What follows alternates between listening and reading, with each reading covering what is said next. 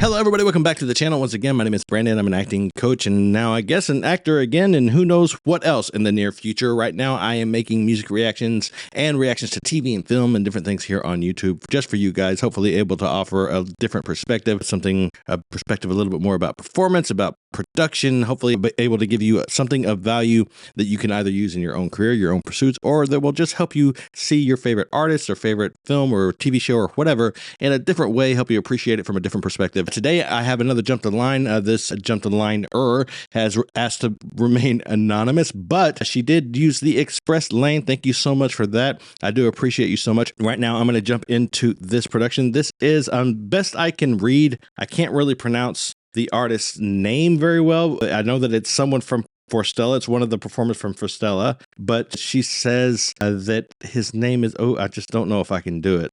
Cho, maybe? I think I'll just leave it there. I'll tell you what, I will put the name somewhere right here for you guys to check out. Okay, so that's what we're looking at right now. So the name of the song, I believe, is in Spanish, and my pronunciation isn't great. I'm a little embarrassed about that, to be honest, but I think it's pronounced Balada para un Loco, and I think it means ballad for a madman, ballad for a crazy person. I think is kind of what I'm getting from that. So this is that. It's someone from Forstella, one of the members. I've listened to another member of Forstella in the past do a solo, and it was beautiful. So I can't wait to jump into this one. If you're watching on YouTube, banter with you guys. Some of you have been getting very polite, but very snarky with me at the same time, and I really enjoy that. If you're watching this, those of you who I've kind of sparred with, please know that I'm coming back at your comments out of lightheartedness, fun. I really enjoy that kind of sarcastic sort of jabs going back and forth. You guys have been really respectful in the comments, and just let me know what you do and don't like about the videos in sort of a fun way, while remaining, again, kind, without just being mean and being insulting. So I really appreciate that. Know if I come back at you with something sarcastic, something kind of witty and playful, whether you think I am or not, I'm not mad. I'm just kind of having fun with it. I really do enjoy it. So thanks so much for that. It's entertaining. You guys are always fun to talk to. So for now, we're going to jump into this. This is, again, somebody named Cho something from Forstella singing Balada para un Loco. Las tardecitas de Buenos Aires tienen ese que se llovía. Let's see if I can get some kind of captions on Yo here. salgo de casa por Arnales, lo de siempre, en la calle y en mí. Cuando de repente detrás de ese árbol se aparece Mezcla rara de penúltimo, ligera y de primer polizonte. En el viaje a Venus, medio melón en la cabeza. Very dramatic. I like that a lot. Pintadas en la piel, tus medias suelas clavadas en los pies. Y una banderita de taxi libre levantada en cada mano. Porque él pasa entre la gente y los maniquíes le guiñan. Los semáforos le dan tres luces celestes y las naranjas del frutero de la esquina le tiran azares. The translation is kind of funny. I'm loving his stage presence. His delivery is really great. He's a lot of fun. He's really committed. I don't know for sure, I'm not a native speaker, but his Spanish sounds really good. Little flag. Look at that. Oh, beautiful.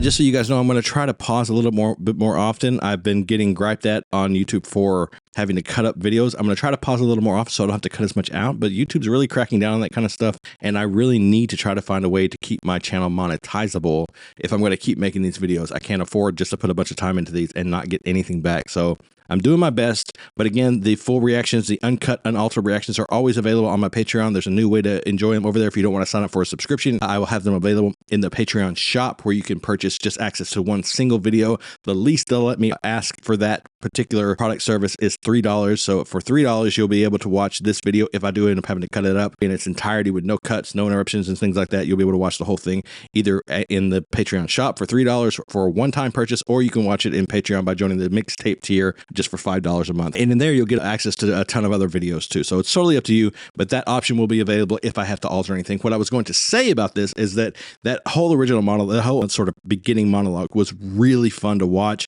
I think this guy has a great stage presence. I think he probably has a love for acting. He'd probably be really good in maybe musicals, definitely operas. He's got that kind of vibe to him. I don't know if he does that kind of performance or not, if he does stage performance like that, but I think he would be exceedingly good at it. And now I can't wait to get into this and see what his voice, see how he delivers this vocally. I know this guy. I've seen him before. I've heard him sing. I know his voice is amazing, but I can't wait to see how he is on this song in this performance. Ya sé que estoy piantao, piantao, piantao. No ves que va la luna rodando por Cachao, que un corso de astronautas y niños con un vals me vaya alrededor. Vaya, vení, vola.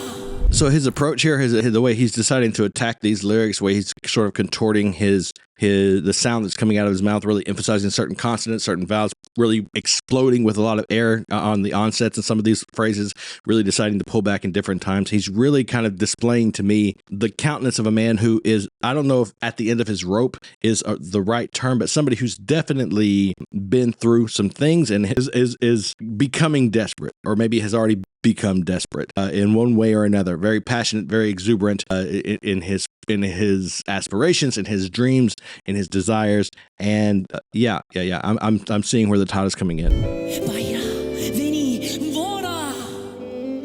And I love the theatricality.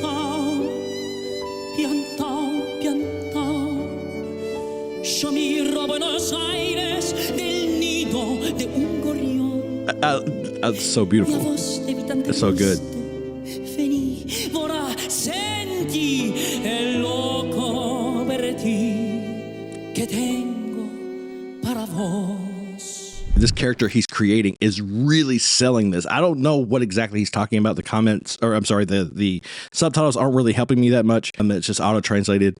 But whatever it is he's doing, whomever it is he's speaking to, I'm guessing that it's someone that he cares about, maybe a love, whatever. I don't know what that relationship is. Whoever he's talking to, he's really trying to sell whatever this idea is. He's giving it all this passion, all this sort of evocative movement, and all this really elaborate delivery in order to make it as appealing, as big, as convincing as possible. He's really putting everything he's got into it, to the point that it's excessive, to the point that, it almost seems like maybe he's playing into or giving into the persona or the idea that he's the mad one, that he's crazy, he's a madman. So maybe he's not, and others have been claiming that he is, others that have been accusing him of being. And so now he's saying, fine, I'll be the madman if that's what it takes, or something like that. I don't know. I don't know what the story is, guys.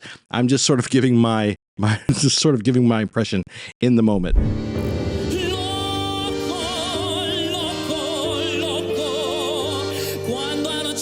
I know that word. Oh.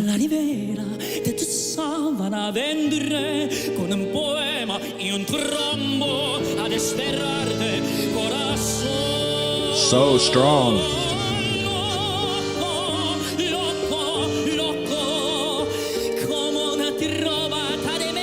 Madness.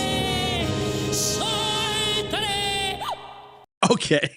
So, a lot of that was really big and over the top, and it really feels to me like, I think I'm, okay, no, I'm not going to say that. I don't think I'm right, but it does feel to me that, at least in the moment now, I wasn't that far off. It feels like, okay, fine. Look, if that's what it takes, if this is what it's going to take to either, I don't know, to maybe keep this person safe, or to maybe win their love, or to convince them to leave him if that's what's best for them. I don't know what the situation is, but whatever it is he's trying to sell to this person that he's talking to, his corazon, it feels very much like he's willing to be seen as mad. He's willing to be seen as this insane, crazy person if it will get him what he wants or keep the other person safe or whatever the case is. And I don't know what the story is. And again, I'll say this, guys. I know that some of you get really annoyed with me when I say that. You don't like hearing me talk. If you want to watch the video without me talking over it, there's There's a link to that in the description down below. You're more than welcome to go do that. If you enjoy hearing my thoughts, that's why I'm here. That's what you're here for. If you don't want to hear my thoughts, again, go watch the original video. Or there are plenty of other reactors who probably, who just sit and listen. That's totally fine. That's not me.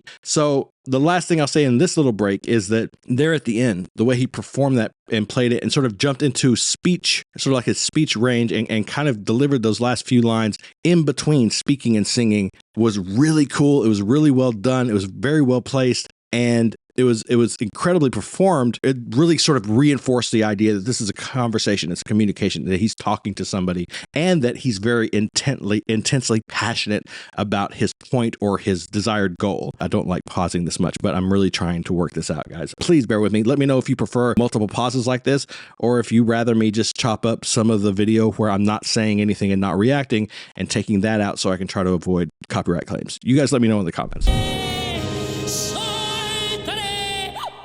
Love that, but I'm going to go back just a little bit more. This whole chorus is great. Right there. Hey,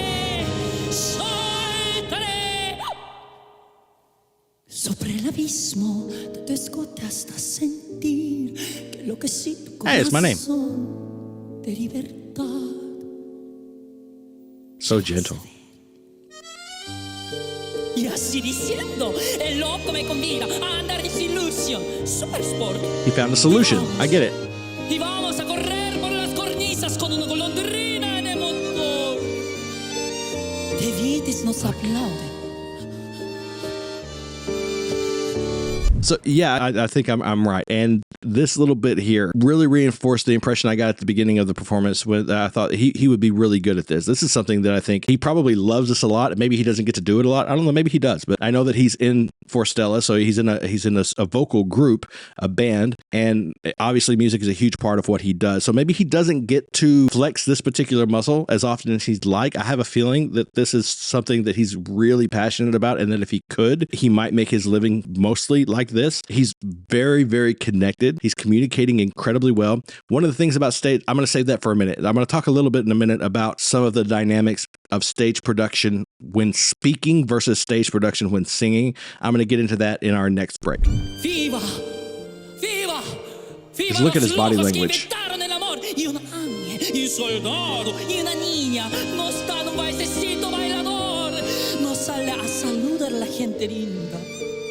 Y el loco, loco mío. A little laugh. Por boca campanarios con cerise. Oh, my heart's breaking for him a little bit.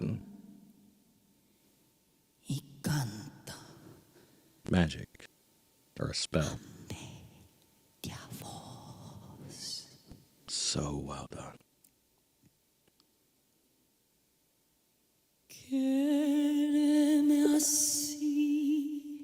Okay, no, whoa, that expression right there. Do you see that? Okay, I got to go back because there's so much more I got to talk about before I deal with that. So this whole speech process, what I was talking about a second ago is that the dynamics of dealing with a large audience in a stage performance like this. He's on a stage auditorium. The audience is far away from him. One of the differences between doing this vocally, like as in singing, and doing this in speech, like he just did, is that you must communicate way more physically. One of the benefits of singing is that you have a ton going for you that helps you communicate whatever it is you're trying to communicate. All the different aspects of the voice, from the dynamics, how loud and soft it is and quiet, like soft and quiet are different things, how much power you put in it, how much chord closure, how much aspiration or breath you put behind it, the way you use your consonants, your plosives, the way you pronounce your words. Are you modifying your vowels, different kinds of growling and rasp. There are a ton of things that you have vocally that you can use to communicate different states of being, different emotions, different perspectives in order to get your message across. When you're speaking, you still have a few things. You certainly can use volume of speech. You certainly can use tone and sort of the quality of the speech, more rasp, more growl, grit, yelling, quiet. But all that comes down to when speaking. All of those different things, usually, at least in real life, are secondary for us. When we're communicating to each other in words, we're actually communicating in body language and facial expression way more. Like there's a number behind it. It's like 60-70% of our communication when in a conversation is nonverbal. It might even be more than that. I can't remember actually off the top of my head. So whenever you're doing speech like that on a stage, that far away from your audience, everybody's far away looking at you, listening to you, the attention is on you. You must communicate physically with your body language, with your facial expressions, and like this exaggerated degree in order to communicate the same amount of information that you would with much less physical effort vocally, or at least outwardly, because inside singing is an incredible workout. So it's really impressive to see him go from, and you can see the transition, you'll probably see it again, go from singing, and he's a little more muted physically when singing, and some of that has to do with because that's just better technique, it's more sound to be able to control and stay grounded. At the same time, you don't need more than that because of the singing. And then when he goes into these speech sections, he becomes much more elaborate, much bigger, much more passionate and powerful, more physical movement, and he communicates so much more with his body. It's really impressive to watch him transition in between those things so seamlessly and do it with such skill. And then quickly, this facial expression at the end just breaks me. I'm not going to talk about it now because I've already talked way longer than I meant to. I'm trying to keep these breaks short and frequent as opposed to big, long breaks. So we're going to get back into it. And then these facial expressions are just incredible. So he's going to break my heart. He's going to break my heart once again. I got to go back a little bit. ¿Qué sé yo? Por boca campanarios con ceriza y al fin me mira. Is he giving something up? Y canta. Losing something?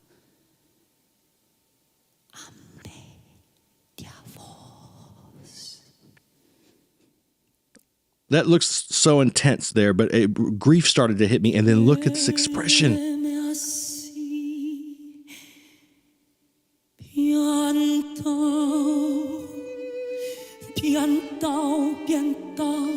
One person.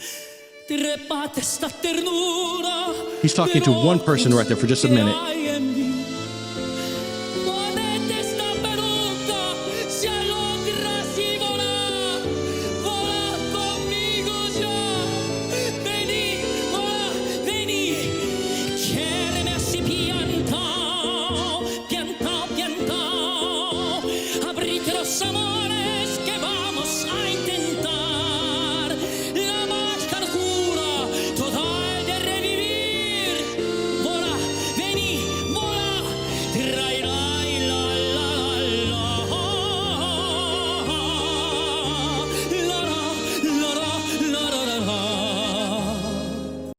So I think I don't have to say a lot. That little bit of intensity, the little moment of grief that came out in the music and the instrumentation and arrangement and then his voice, but so much of it in his body. I know you were expecting me to say his face. His facial expressions were intense and they were incredibly authentic and they were incredibly well done. But that grief and that sorrow was really carrying, it was really settled, what we call rooted in the theater. It was very deeply rooted in his physical body. And what I mean by that and why I'm not just saying his facial expressions is because you could hear it. You could hear the pain traveling, growing, crescendoing, and shrinking throughout that monologue. I'm going to call it a monologue. I know he was singing, but it felt like a monologue. You could feel those changes happening because he was carrying that grief, that desperation. There was a moment, I don't know what he said verbally because I didn't understand the words, but there was a moment when I know that he was, or at least I think he was communicating that regardless of anything else, this passion, this desire,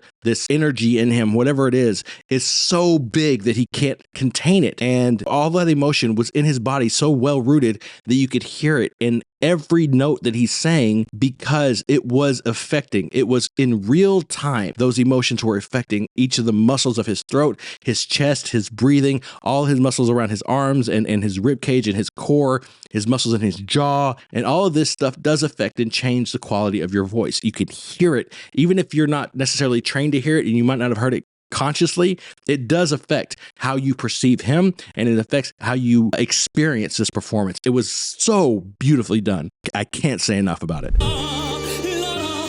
And then the way the music just shifted to this really sort of more upbeat, jaunty, and there's still that brokenness underneath it. So well done.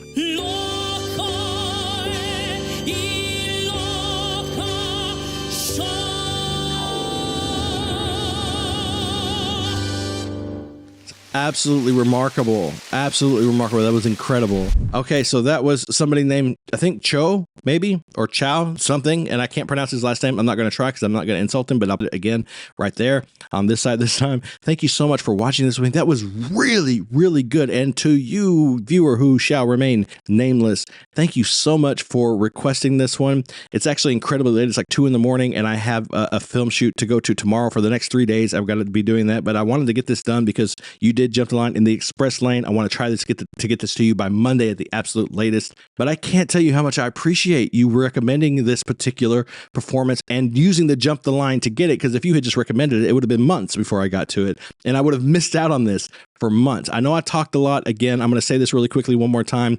I'm having a lot of trouble with copyright and things. I need to find a way to keep these videos monetized because my monthly, I'm going to be really honest. I'm going to be really open. The ad revenue that I get on this channel because of how many videos are getting copyright claimed has gone down. I won't give you a number, but it has gone down by nearly 65% in the past 5 months or so. It's gotten really low, and it already wasn't exactly enough to live on. It was just enough to sort of help supplement this lifestyle, this business I'm trying to start here, this job that I'm trying to do on YouTube. So it really wasn't, it's not like it was paying my mortgage or anything, but now it's become way even less. It's not even really helping with the expense of keeping this channel running. So I really need to find a way to help keep these videos monetizable. So I'm trying this thing here where I paused a lot. That's one way to do it, and maybe that'll help. The other way I do it is by chopping them up a little more like you would see in a TV or film reaction on YouTube. People really don't like that. I hear you not liking that, but I have to do something to try to make this sustainable, or I'm going to end up not being able to do it.